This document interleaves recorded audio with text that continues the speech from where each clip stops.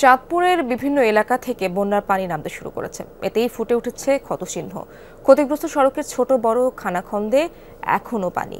চলাচলকারীরা বলছেন ব্যবহারের অনুপযোগী হয়ে পড়েছে সড়ক। দ্রুত মেরামতের দাবি তাদের। শিয়া বাটার ও ভিটামিন ই সমৃদ্ধ lily glam beauty soap. Lily, always beautiful.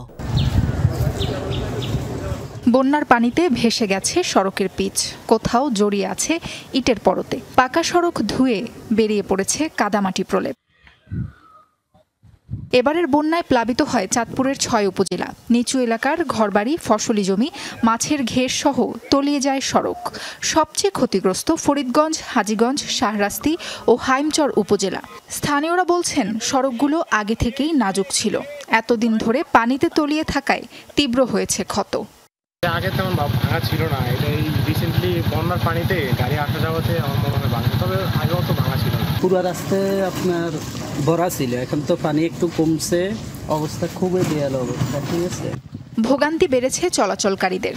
বলছেন ব্যবহারের অনুপযোগী হয়ে পড়েছে বেশিরভাগ সড়ক। আগেও কিছু চলাইছে যা নাকি বন্যায় বেশি ক্ষতিগ্রস্ত। আগে রাস্তা ঠিক ছিল, ওই বৃষ্টির কারণে দেখা গেছে এগুলো আপনার ভাঙ্গা সাইড হয়ে পড়ে গেছে।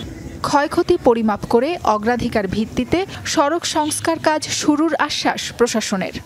১৯৬টার মতো রাস্তা আমরা মোটামুটি ক্ষতিগ্রস্ত হয়েছে এবং এর মধ্যে যেগুলি বেশি ক্ষতিগ্রস্ত হয়েছে, ডিসকানেক্ট হয়ে গিয়েছে, সেগুলি আমরা আমাদের জেলা থেকে মোবাইল মেইনটেন্যান্সের মাধ্যমে সেগুলি আমরা সচল রাখছি। এলজিইডির তথ্য মতে এবারের বন্যায় জেলার ২১৬ কিলোমিটার সড়ক ক্ষতিগ্রস্ত হয়েছে। অর্ধশত ব্রিজ, কালভার্টের অ্যাপ্রোচ সড়ক ধুয়ে গেছে। সাবরিনা লিজা, যমুনা নিউজ।